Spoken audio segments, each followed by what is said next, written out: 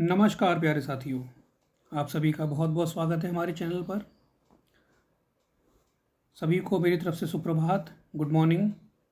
आज है 12 अप्रैल 2024 और हम आपके सामने हाजिर हैं एक नए और तरोताज़ा सेशन के साथ, जहां पर हम करंट अफेयर्स डिस्कस करेंगे। आगे बढ़ने से पहले सिर्फ इतना कहना चाहेंगे कि अगर आप हमारे चैनल पर नए हैं तो इसे सब्सक्राइब करके बेल आइकन दबा दें, और अगर आप हमसे पहले से जुड़े हुए हैं तो हमारे सेशन को एंजॉय करें। सेशन के लास्ट में आपका फीडबैक हमारे लिए बहुत इंपॉर्टेंट होगा, तो सेशन ख़त्म होने के बाद आप कमेंट सेक्शन में अपना फीडबैक ज़रूर दें कि आपको सेशन कैसा लगा। चलिए आगे बढ़ते हैं क्वेश्चन नंबर 1 के साथ। Global hepatitis report 2024 recently released by which organisation, यानी कि ग्लोबल हेपेटाइटिस रिपोर्ट 2024 हाल ही में किस संगठन द्वारा जारी की गई। ऑप्शंस हैं WHO, यूनिसेफ, UNDP, WTO। तो वर्ल्ड हेपेटाइटिस रिपोर्ट की बात कर रहे हैं, हेपेटाइटिस बीमारी से जुड़ी हुई है, तो कहीं ना कहीं आपको ये हिंट मिल गई होगी कि इसका उत्तर ऑप्शन ए होना चाहिए, यानी कि WHO, वर्ल्ड हेल्थ ऑर्गेनाइजेशन। बात करते हैं WHO की और हेपेटाइटिस रिपोर्ट की। 2024 WHO global hepatitis report Bharat के उच्च प्रसार पर प्रकाश डालती है, यानी कि इंडिया में हेपेटाइटिस से जो लोग ग्रसित हैं, जो लोग पीड़ित हैं, उनकी बढ़ती हुई संख्या के ऊपर ये चिंतन कर रही है, जिसमें ये बताया गया है कि हेपेटाइटिस बी के 2.9 करोड़ केसेस इंडिया में हैं और हेपेटाइटिस सी के 0.55 करोड़ केसेस या मामले इंडिया में हैं।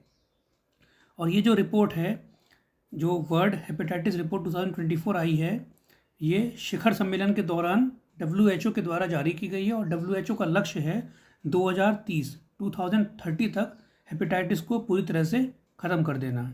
ठीक है, तो क्वेश्चन था वर्ल्ड हेपेटाइटिस रिपोर्ट किसके द्वारा जारी की गई। ये WHO के द्वारा जारी की गई।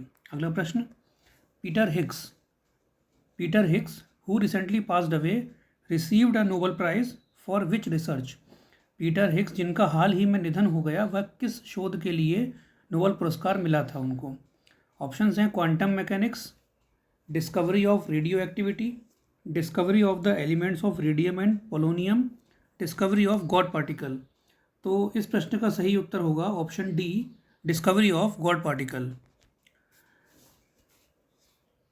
ब्रिटिश फिजिसिस्ट, यानी कि ब्रिटिश मतलब इंग्लैंड के पीटर हिग्स एक फिजिसिस्ट हैं, जिनको कि जाना जाता है for discovering the Higgs boson particle, या फिर जिसको कहते हैं गॉड पार्टिकल। उनका अभी देहांत हो गया एट द एज ऑफ 94। उनको सन 2013 में फिजिक्स के फील्ड में नोबेल प्राइज़ मिला था for his work elucidated the, उनका जो वर्क था, his work elucidated the universe post big bang creation. मतलब 2013 में भौतिकी में नोबेल पुरस्कार से सम्मानित उनके काम ने बिग बैंग के बाद ब्रह्मांड के निर्माण को स्पष्ट किया, यानी कि his work elucidated the universe post big bang creation. Big bang के बाद ब्रह्मांड के निर्माण को स्पष्ट किया उनके काम ने, और उसी के लिए उनको नोबेल पुरस्कार दिया गया था सन 2013 में।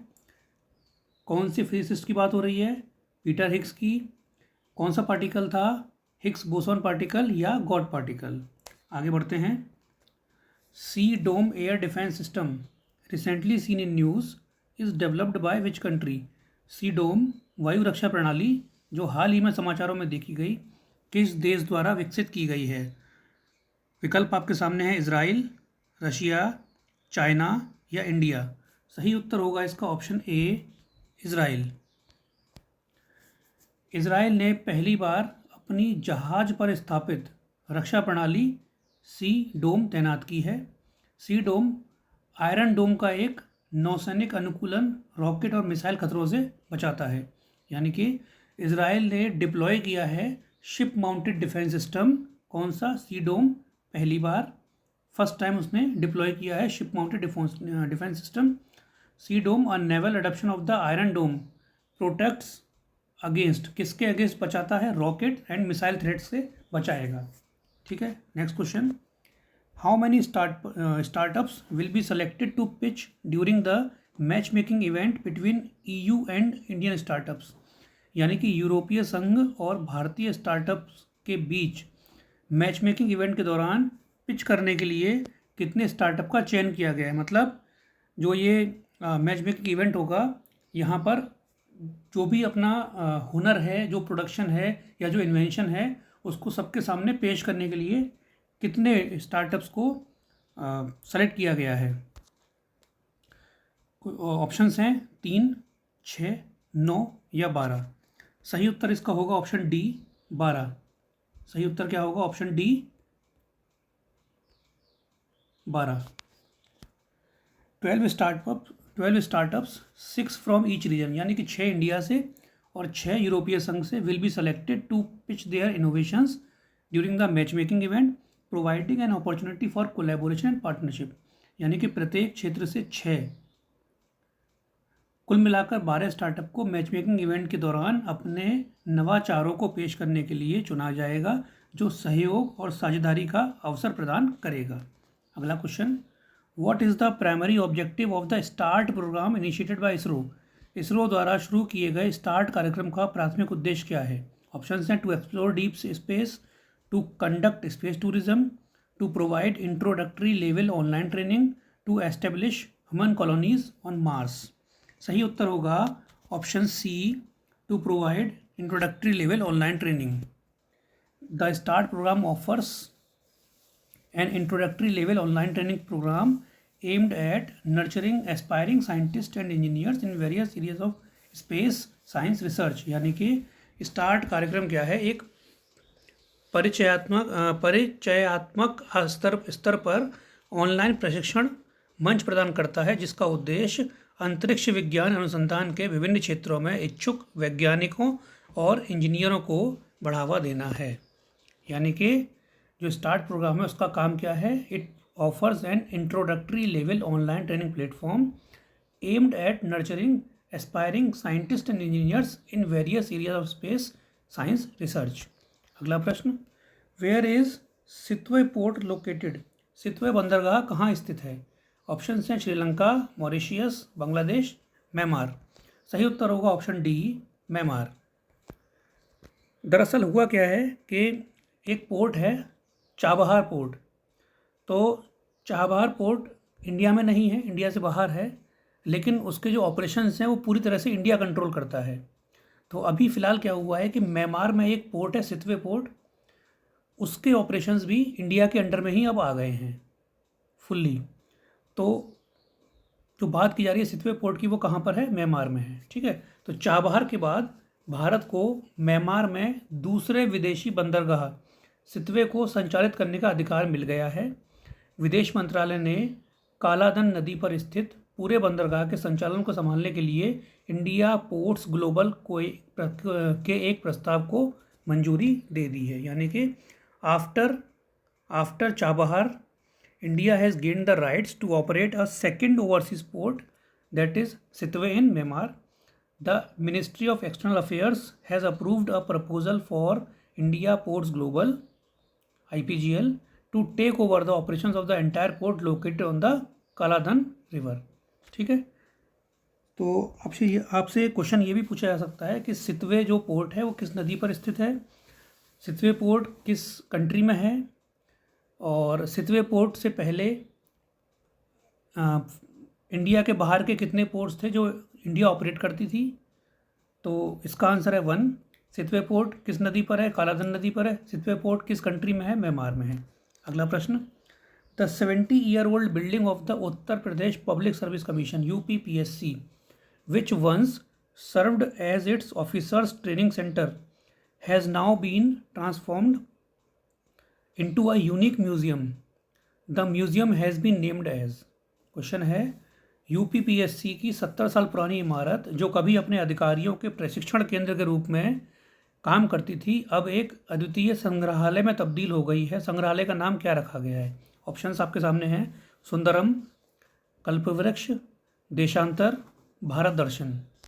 सही उत्तर होगा ऑप्शन बी, कल्पवृक्ष।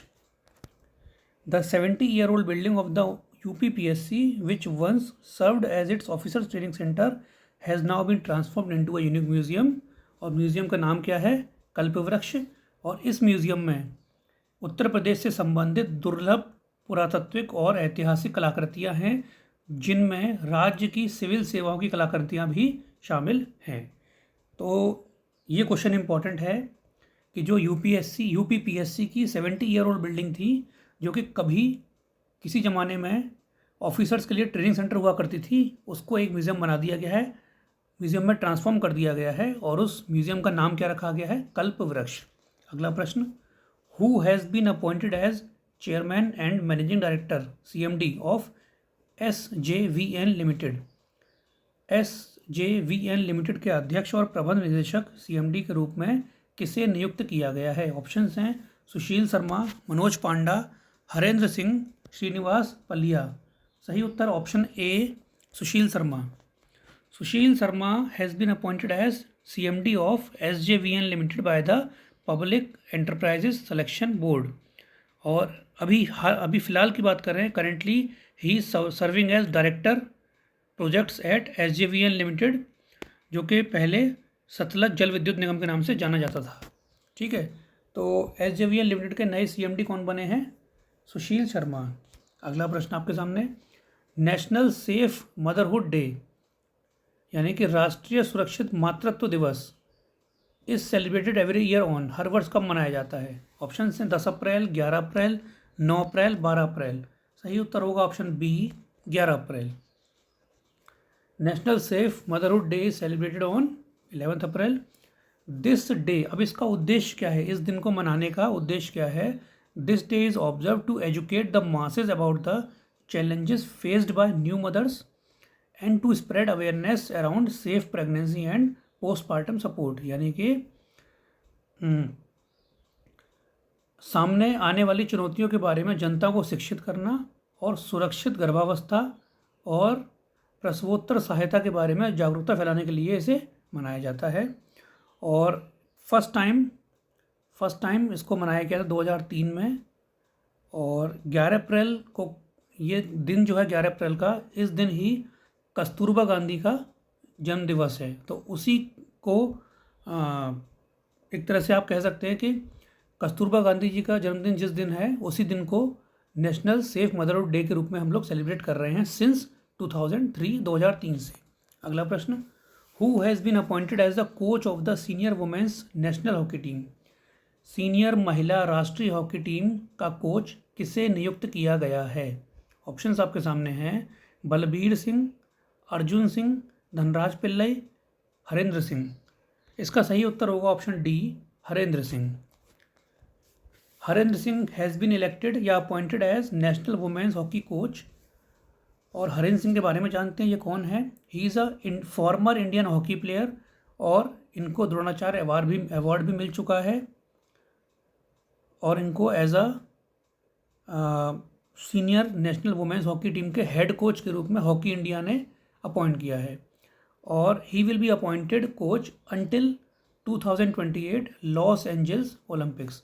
यानी कि जो ओलंपिक्स लॉस एंजल्स में होंगे 2028 में, तब तक इनको ये पोजीशन दी गई है एज अ कोच।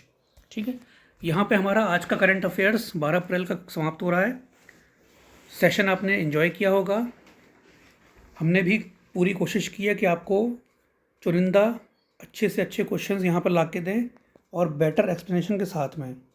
अगर आपको हमारा सेशन पसंद आया है तो इसे लाइक करें, शेयर करें, और आप चैनल पर नए हैं तो इसे सब्सक्राइब भी करें।